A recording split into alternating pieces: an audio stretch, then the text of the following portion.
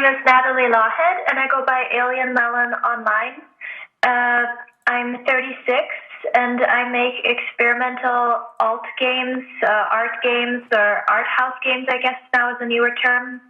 And a lot of my work deals with the bizarre, weird computer glitch art and desktops to tell a story, and just kind of it's very experimental, so it's hard to describe. And I started as a net artist, and eventually my work started being categorized as games, so this is kind of like the scene that I ended up in. And it's a lot of wonderful work out there in games right now, especially in the alt game scene, so I'm really happy to be part of that.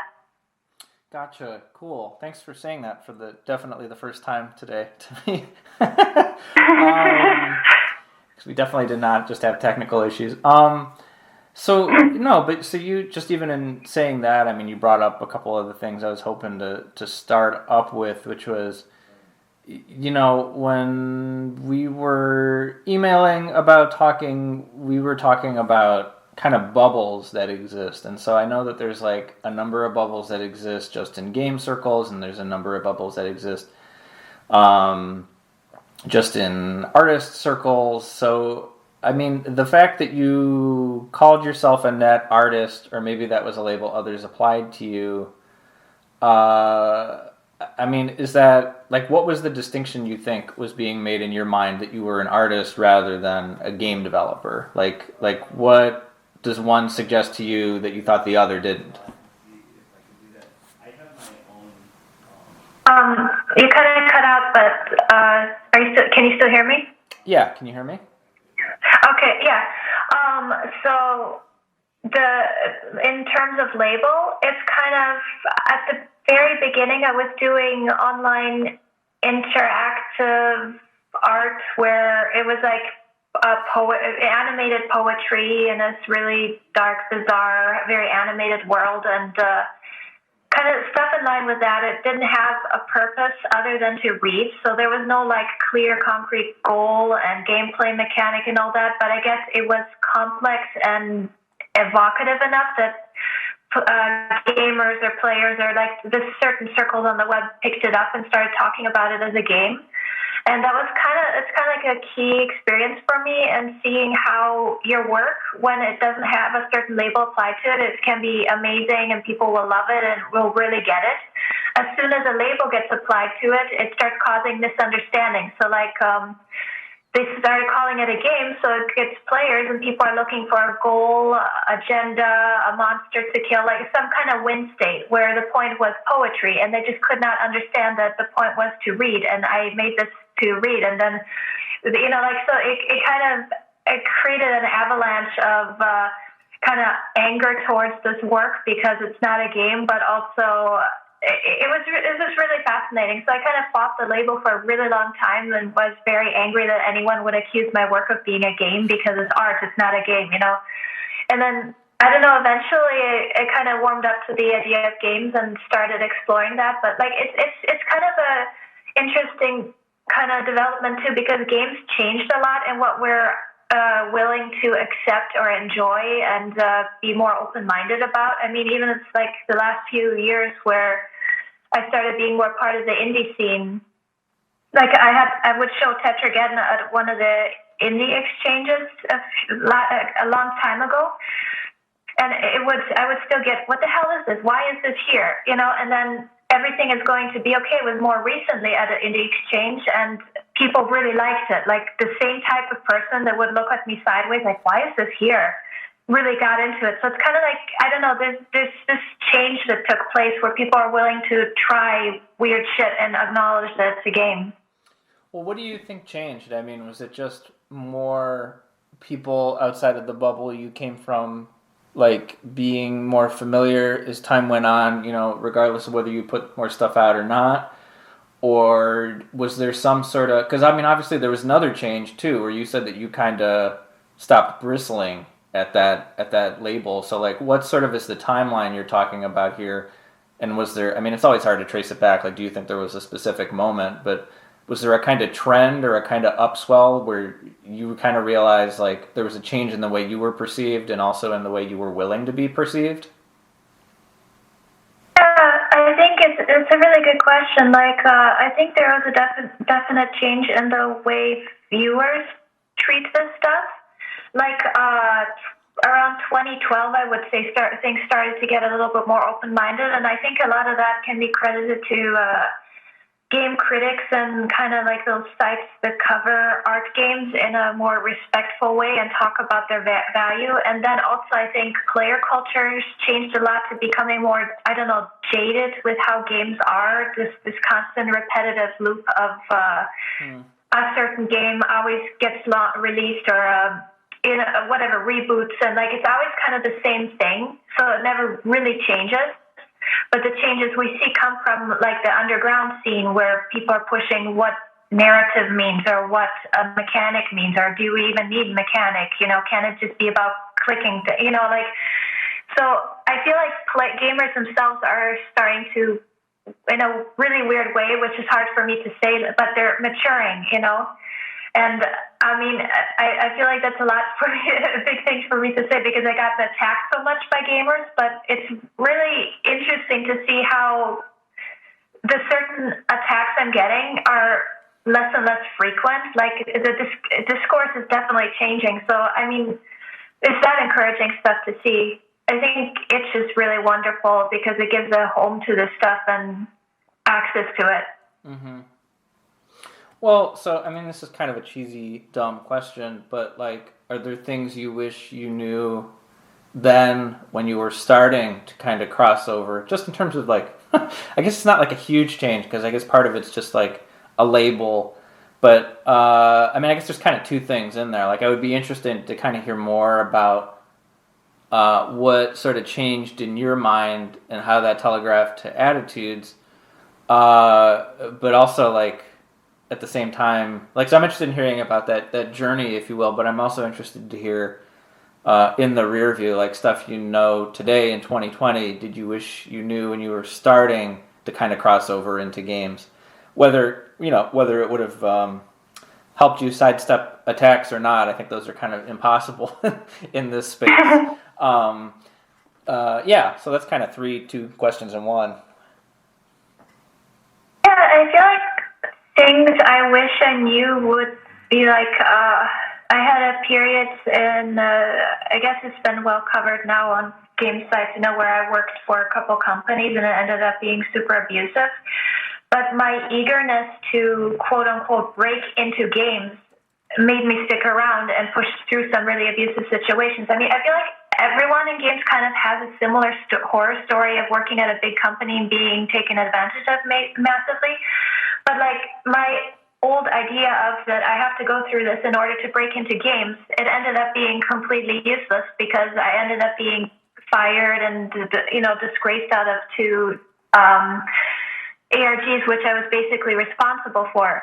If I wouldn't have gone through these experiences and just stuck to, okay, I'm just going to keep making my art and I don't care what it's called, I feel like I would have been much further along than trying to fit into a scene or a industry that has a lot of problems.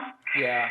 So, yeah, I feel like this is kind of like the story of a lot of alt game developers where it's just they got already spit out by the industry or the industry is not accessible to them, so they make their own subculture and like here's video games on the side, and that's to me where the value is. Like that's the most amazing scene to see here because like it's really fascinating. Like last GDC, before the whole pandemic mess, but I was walking around with a friend at GDC, and we decided to. I've never been to the AAA part. I always stuck to the indie and lost levels in the garden. And so I went to the AAA part, and it was so amazing to see. Like the further into the AAA part you go, the more it's just white men of a certain age group. It's like no women, no queer folk anymore. So it's weird. Like there is a distinct divide. So the accessible part of games is in indie, and the less accessible and more, I don't know, elitist is that it becomes triple A. So there's a lot of tension too with triple A indie wanting to be triple A, and I don't know. I kind of rambled on that, but yeah, that's if that answers anything. No, that's fine. I mean, I ask a lot of questions that honestly don't really have answers. That's sort of my thing with this thing.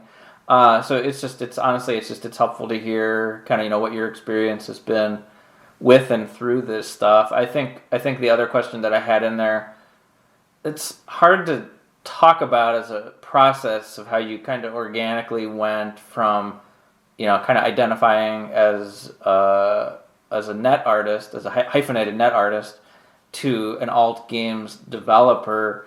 But I mean, is that a thing? Like, what was that like though? Just like consciously sort of iterating through your output, where I don't want to say it's like what you put out became more accessible, but obviously there's a little bit more going on than, like you were saying at the outset, of like reading poetry to the sort of things that you're doing now. So I mean, like, how did you go through that process? What was that like? I feel like what helped a lot was to see how other people's work started changing and challenging conceptions about what a game is, and all that, and it's kind of interesting because net art was already kind of started on the idea of rejecting classic art or whatever proper art, and just kind of embracing the platform, internet and technology, and it already was, about challenging definitions. So it's interesting to see how games themselves started becoming about challenging definitions, and the more we get these artists that are interested in the medium in different ways, the more easy it became to call yourself a game designer rather than, I don't know, trying to explain what net art is, or what it became easier to use the label game as more people come in with breaking that. Mm-hmm. Well, so you were talking about bubbles, and so I mean you were even just talking about it like in the physical interpretation of it. Well, not literal, but like at GDC, where things even can feel like hyper segregated. So like I don't know to what degree like you follow quote unquote the sites or the blogs or media outlets that cover games of any scale or scope, but what's your sense of like conversations that happen among like alt games creators, like within that bubble?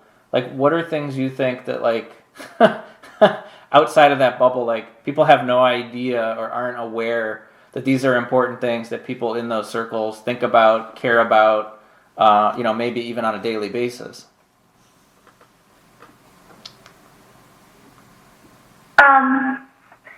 Yeah, so I feel like the weird or sad thing is, like, with these bubbles, often the important conversations don't break out of the bubble or reach people who could do something about whatever is being talked about. Like, a lot of discourse, I feel like, is kind of troll-based. Like, a news site is going to put up some stupid article about, I don't know, whatever. We have our top 3, like crunch and difficulty level and then accessibility. Or, like, there's just a set of discourse we keep looping through. Right. And so we have this, and it's almost like the way sometimes it comes up is almost like it's trolling everyone. It just wants people to start, talk about this shit on Twitter. And there's no progress that gets made because it really just exists to inflame people. Where I'm like, when you start entering the alt game scene, you start having really important discussions about inequality and capitalism and what does it mean to be an artist in that, and especially like discussions surrounding abuse in the scene. So there's really important discussions happening. But it's kind of like it's in its own sphere, and it doesn't break into like the AAA indie or the commercial indie, which could, benefit or even incorporate some of that discussion to make games better and more accessible to everyone. Mm-hmm. So I mean, I understand that, and that's a thing that in general I've always been interested in, and I'm always mindful of like, well, how do I communicate this as a writer, as a person who wants to, I kind of want to pop all these bubbles in whatever way I can, and in the limited way I can, it's having conversations like these and putting them out there. But I often wonder, like, how do we communicate these kinds of problems to people, quote unquote, outside of video games?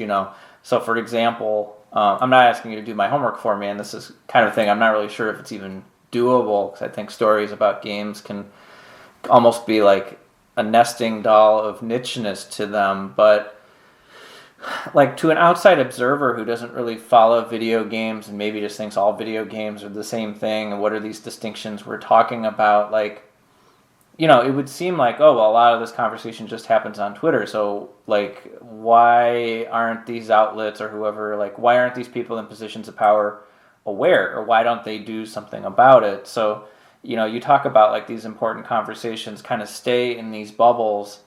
So I understand the troll aspect of it, but why is that a goal that like you want these kinds of things to be talked about more broadly, or like what is it just logistically that seems to block people outside of these bubbles from talking about, caring about, or taking action against these types of issues?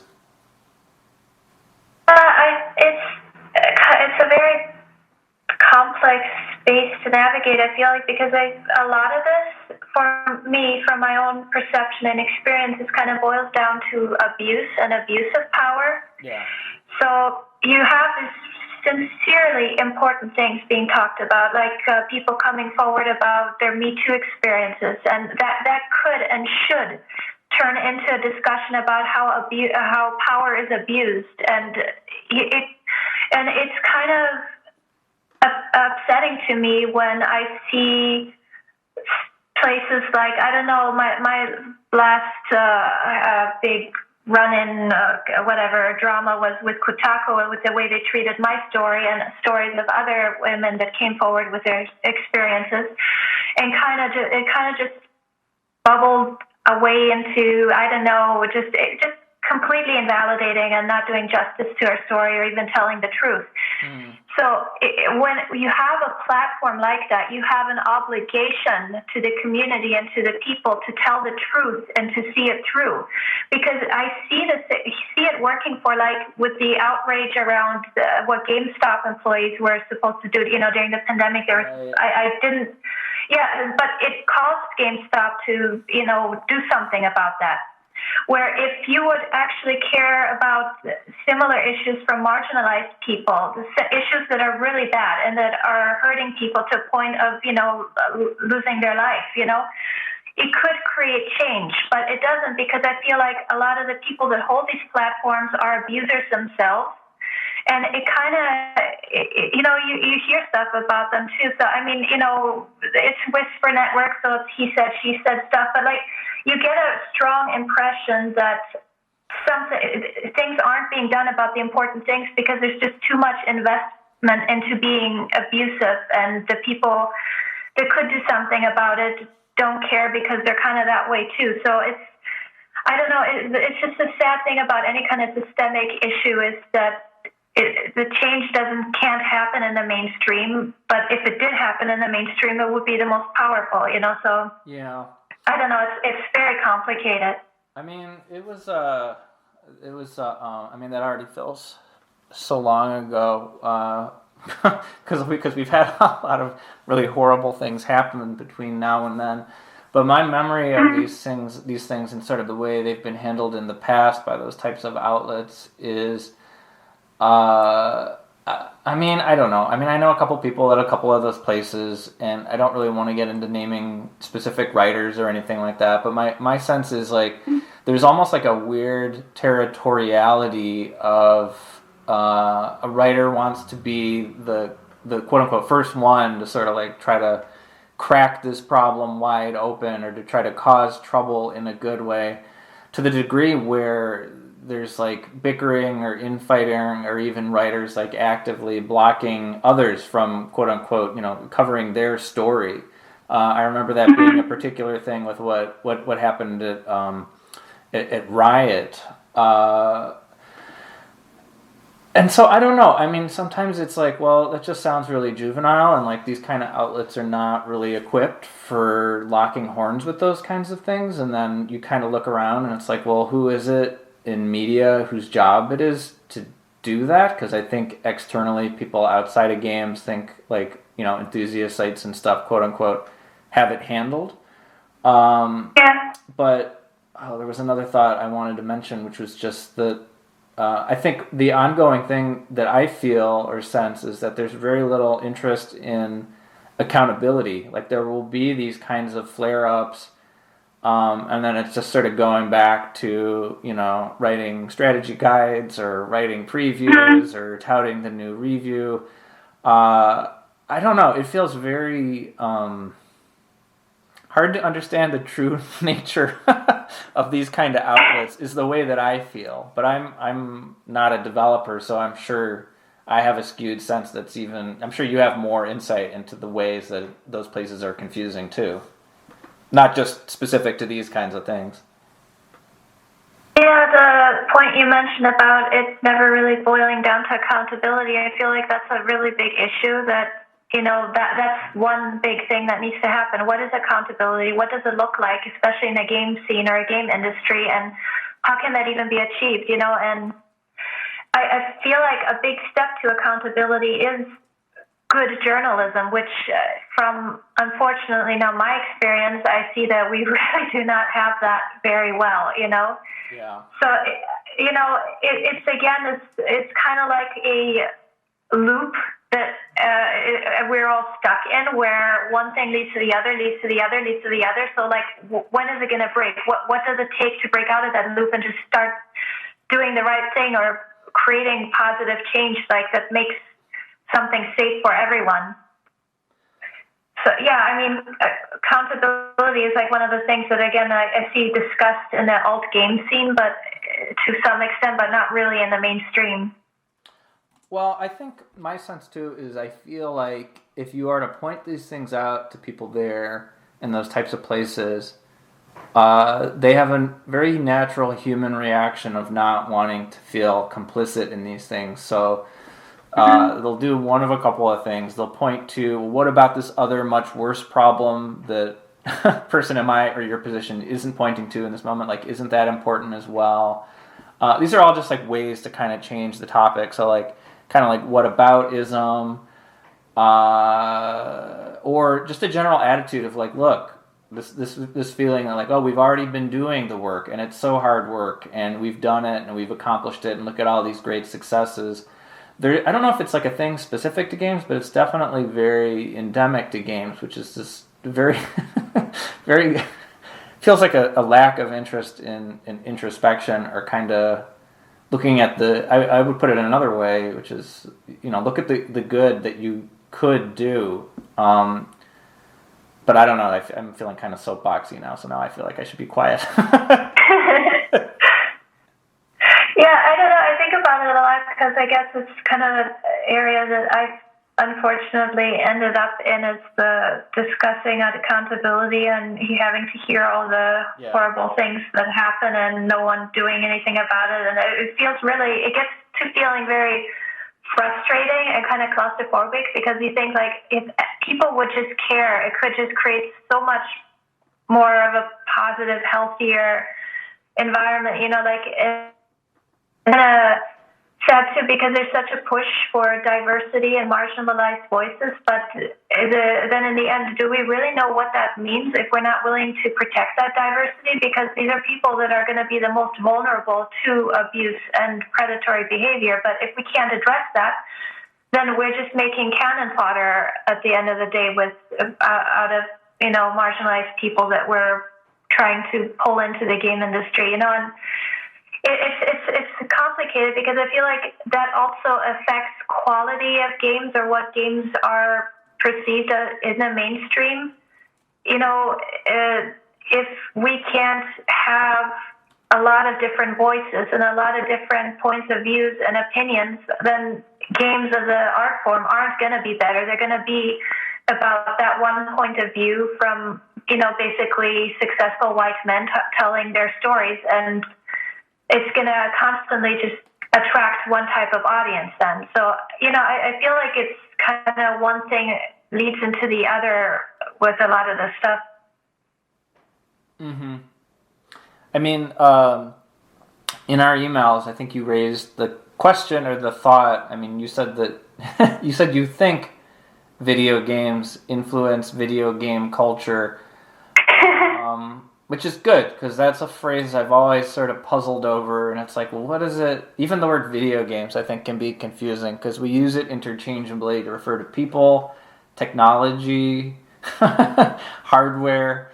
But I think when you think about things like what we've been talking about, there's more that influences video game culture than just the medium itself. Like, there's more than just the negative stereotypes about quote unquote gamers. I know it's not exclusively that, but like, I mean, there's like two levels to it. There's like the way video games influence capital C culture, and then the way that it influences like our own kind of backyard of things. So I don't know that there's a question in there, but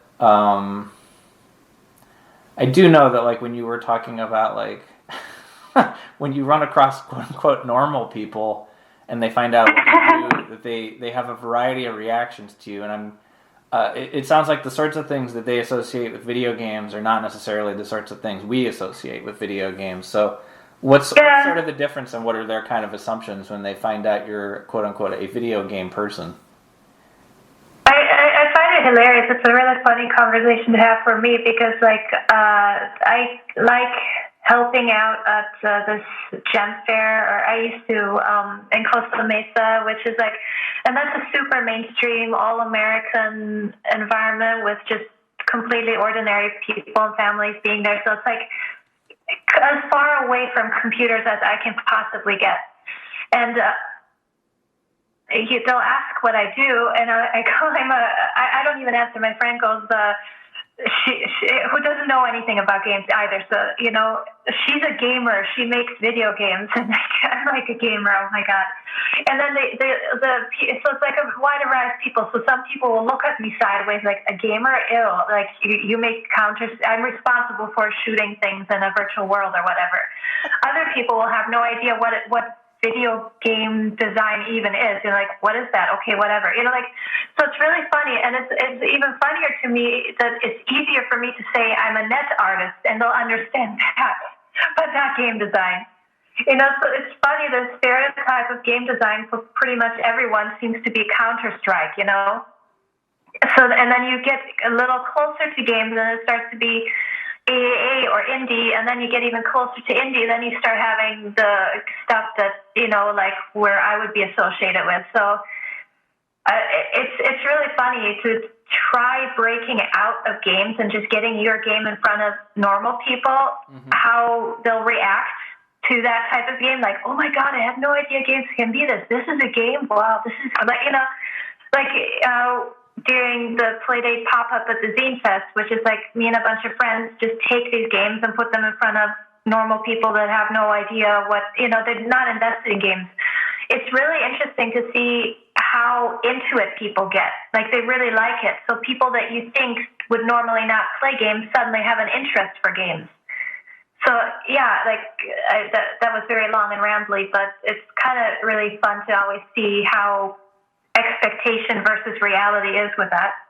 Well, no, and you're not rambly. You're good.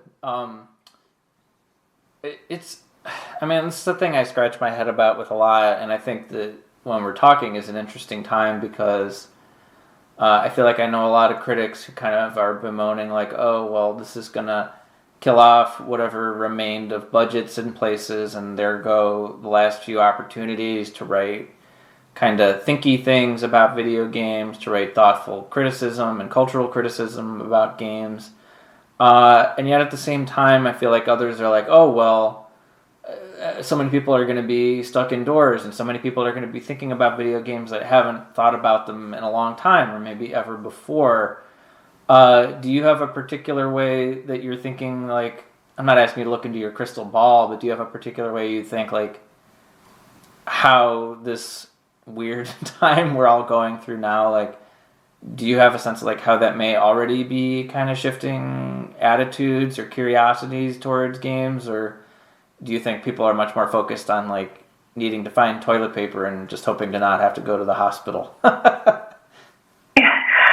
don't know. I tend to lean towards the opinion that people focus more on survival than they do on having free time, you know? Like, when Trump was elected, people were like, well, it'll be good for punk and alternative art, right? Because whatever the theory that great art happens out of struggle or whatever. But to me, that's usually not the case. Artists start having a bunch of mental health issues and can't make their art anymore, you know? So, like, I see a lot of my friends now struggling with just making things because of mental health issues or just trying to survive, you know? So, I don't know. I lean more in the direction of it's not that great for subcultures or countercultures when things get harder.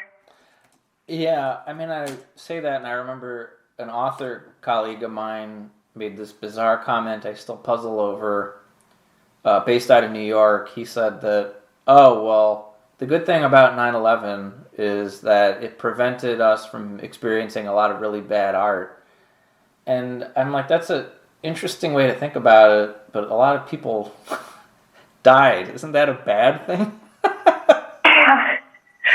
Yeah, when people try looking at the bright side of something terrible, and it's just always so insensitive and horrible.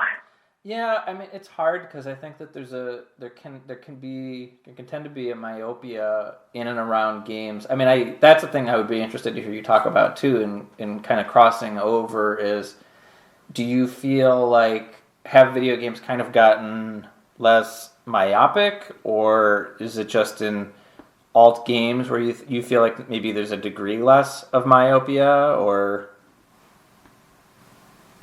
I don't know. It's hard to just a second. I have to look up myopia, and I'm Googling. Okay. Oh, okay, I got it. I wasn't completely sure.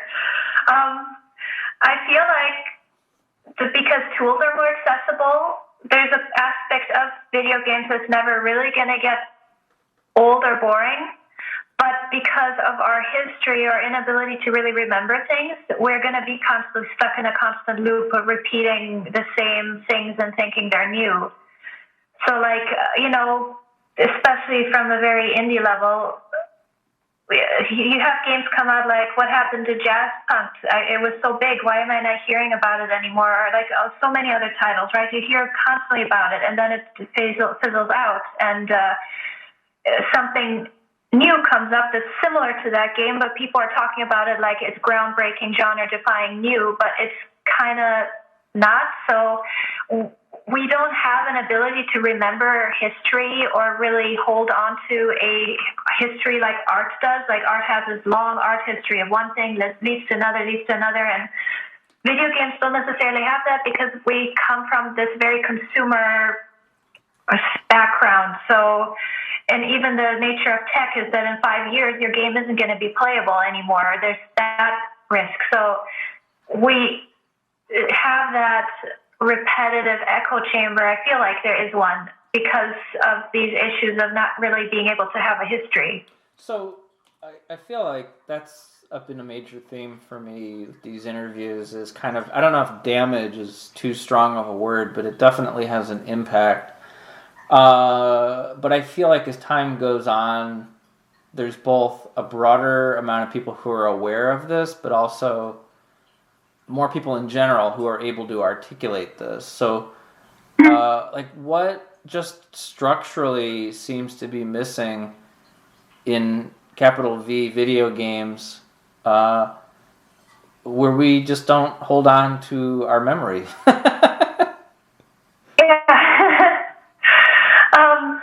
To me, the most obvious thing would be unions and protecting labor and keeping abusive labor from just happening to the extent that it does. Because everyone I know struggles with burnout because of that, and if we had unions, even on a triple A level, like on the more broader level, it would help smaller creators because it would just change the climate into giving a shit about artists. Mm-hmm. And this is the thing we don't really have. We don't really give a shit about the well-being of cranking out art. Give me the art, to hell with the artist. It's kind of like there's this struggle of treating artists like human beings.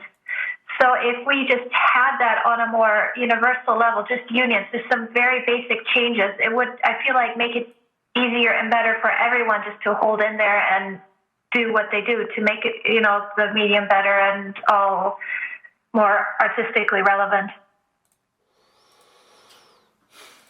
So, but let me ask you this then. So, I mean, you talked about like why it's important, or you talked about over email rather, why it's important to kind of break out of the game designer bubble. So, how does one do that, and why should they?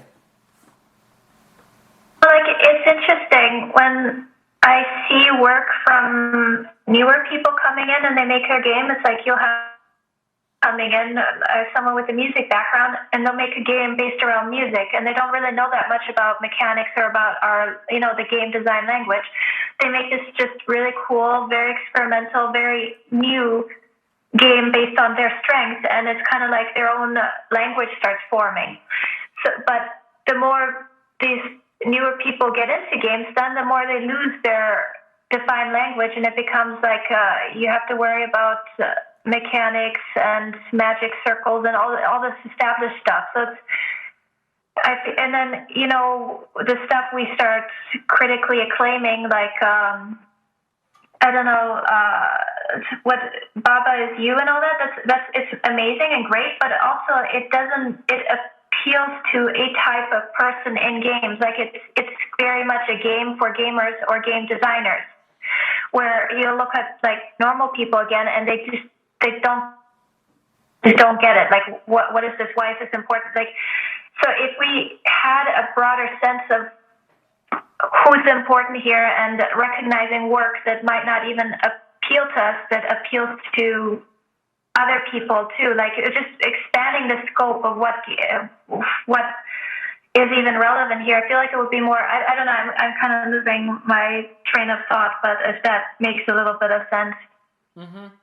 I mean, yeah, because I think like it's funny. So I call it like inside and outside of video games, and you call it normal people. Which suggests that maybe, although that's not news to me, that I'm not normal. Maybe. But so like, what is lost though if people don't have a context or understanding like how to approach things like Baba Is You, or I think Return to the Obra Dinn was another one you mentioned.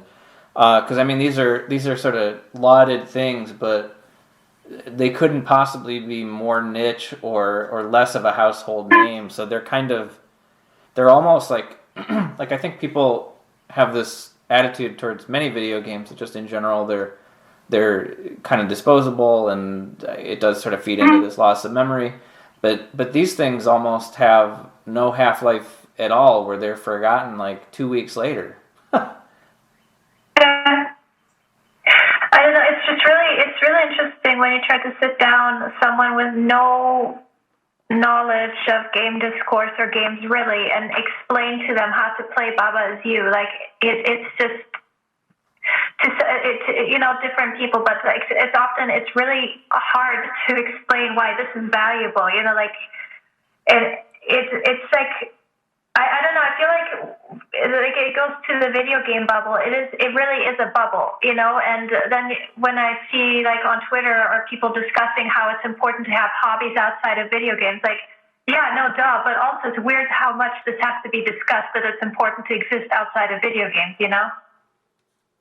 Yeah, I mean, I've run across that in other subcultures where, like, there was a book on improv theater, for example, I read, where at the very end of this short, dense, but very good book, the last chapter was like, go the fuck outside and do other things, and don't just like wrap yourself up into one interest. I don't know. I feel like for a long time, and a long time being 7 or 8 years, there's been this theory by some people in games, like among critics, that like there's gonna be this time that's coming where, I guess as you would say, normal people are gonna come in and just have such wildly different, interesting, uninhibited ideas to games that they're just kind of like they're gonna embarrass everybody who's been so specialized and so hyper focused. Just in terms of like having interesting and different ideas, and them not worrying about, kind of ticking the boxes that you were talking about. That hasn't happened yet. I'm not sure. Maybe it'll happen more organically, because I think when I think of it, I always imagine it as like people storming the gates, but I think it's more of a leaky faucet, really. Yeah. Like, you kind of see that already with Itch, like, just follow anything new being posted on it. A lot of it is really interesting and very outside of conventional ideas of what a good game is, and it's surprisingly, it gets surprisingly involving playing some of these weird, random itch finds, and game. You can see that with Game Jolt too. So I mean, it kind of is already happening to some extent. I don't know if it's like anyone getting into games though has already an interest in games, So a best case would be like it's just getting this stuff in front of people who don't have any concept of game, That would be wonderful, but yeah. Yeah, what does that look like? Because that's what I often wonder is like I think we've been talking about like the way, quote unquote, the sites influence perception of games, but I wonder like, can we, and I guess you have experience like literally sitting people down and exposing them to this, but like what's kind of missed out, or what are normal people, quote unquote, missing out on by not being exposed or aware of these things? Like if they still think video games are whatever is, making the loudest noises now, or even just from 10 years ago, like what's happening, for example, on Itch that you think would surprise normal people? Like when we do Playdate at Zine Fest, it's so interesting to see how people react to these bizarre, broken, personal, small art games. Like they love it. Like there's a unique interest in them. Or like I was showing Everything Is Going to Be Okay there a few years ago, and it was quite a crowd, and they really got into it. And like that game was designed to appeal to people that don't have a game vocabulary, so it's the interaction itself is very simple, and you click on things you can explore, and it kind of rewards you in different ways other than mastery of a skill. So it's interesting to see how people like that will enjoy stuff like that, and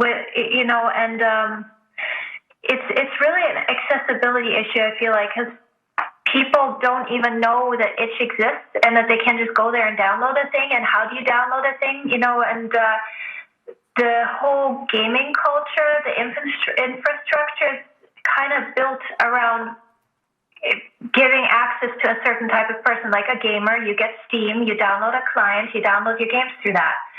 So it's kind of like it's structured to appeal to a more tech-savvy person, where anyone else wouldn't really know how to get a game and play it that way, or get an art game and be able to play it, Yeah, I mean, I'm trying to think of like ways it maps onto other mediums, and it's like it would be like I don't know, because it's not like you can turn on cable at any random time and you're gonna find Eraserhead on TV, So it's like, so what's different about the way this stuff works in TV, where people know they can seek it out, versus like in games?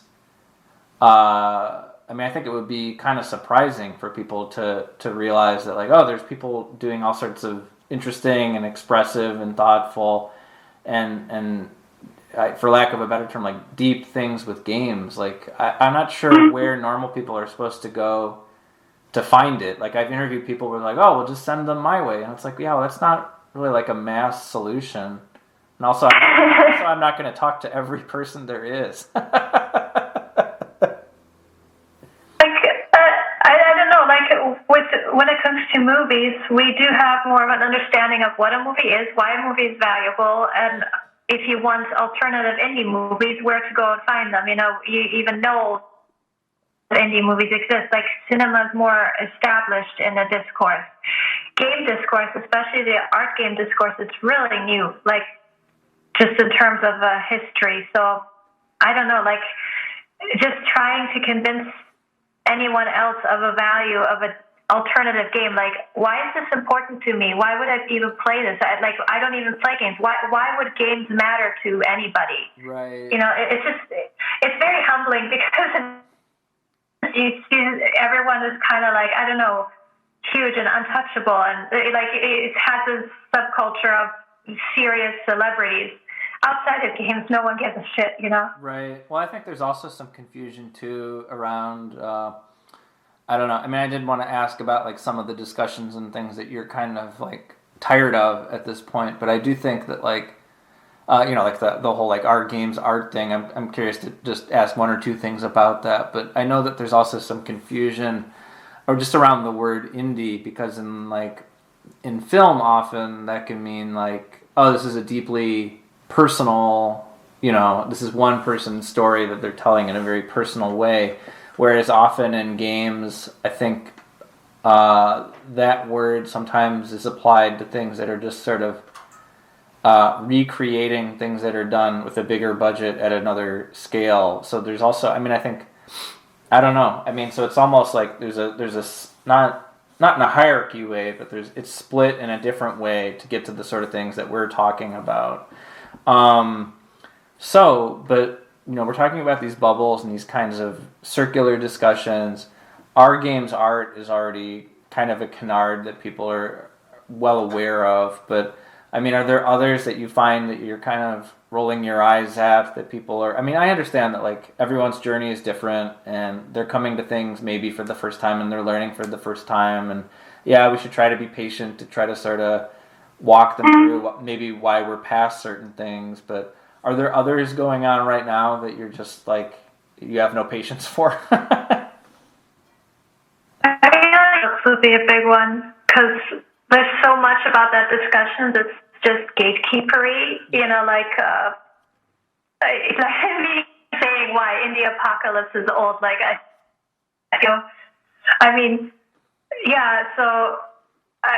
it seems like there's this few tops that we circulate around, crunch time is another one that's kind of, okay, we can stop talking about it and do something about it, Yeah. But I'm actually kind of guilty of the our games art stuff, because I still talk about it. Well, I mean, so maybe we could talk about that. Like, maybe your relationship with it is a little bit more complicated. Because I know you said you were tired of it, but can you just talk a little bit about why you find it both tiring but yet still interesting, maybe at a distance? Yeah, I feel like it's a lot of the commercial attitude or culture in games that kind of hold back that discussion. Like, I don't like, I've had this so often that it kind of doesn't have much meaning to me anymore. But when we'll rather recognize a highly selling indie game that seems to have less artistic merit than the personal game made purely for artistic expression, It feels like a lot of the discussions we have in games, the main ones, always kind of boil down to gatekeeper culture, where someone arbitrarily decides one thing is more important than the other because it makes more money, or the people behind it are just more valuable to the scene rather than what really matters.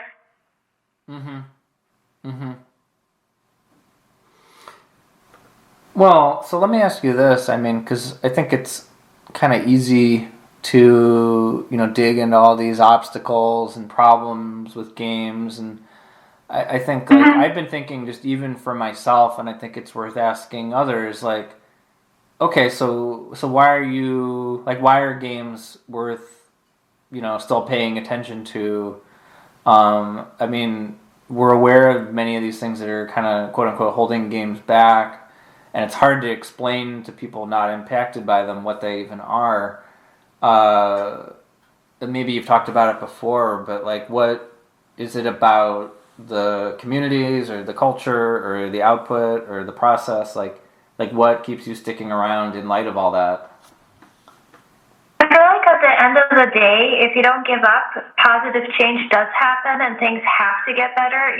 Like it, when it all comes down to it, I love what I do. I love making the stuff and I love putting it in front of people and seeing people be delighted and happy about it and just enjoy it. So that's what's important to me. And that's something I'm going to keep insisting on doing and keep talking about the discourse that's meaningful to me, like how to design games or where the good games are and what a good, like the interesting productive stuff. Or like like I feel like if people don't give up, the ones that do meaningful work, it makes the scene so much better. Like I wouldn't have gotten anywhere if it weren't for the game critics and the journalists that covered my work, and those were people too that struggle with putting this stuff in front of people. So like they don't give up either. So if you keep persisting and insisting on creating, that I feel like that's the meaning and value. You make things better for yourself and for others by just doing what you love doing at the end of the day. Right. We don't necessarily get to to choose what we love doing. It tends to have a way of finding us, but I mean, so we've talked about normal people. I guess I call these people kind of civilians. Like through the process of doing this work on this, I cross paths with a lot of civilians. People who are not in the industry, people who are not writers, people who don't make games. I mean, they often ask me, like, okay, so I'm aware of these kinds of problems that you're talking about, but what can I do? And so I think, I mean, this is another canard in the game space. I don't think this is sufficient when we're talking about, like, systemic inequality and systemic abuse and systemic sexism. I don't think, like, quote unquote, voting with your dollars is necessarily going to move the needle here.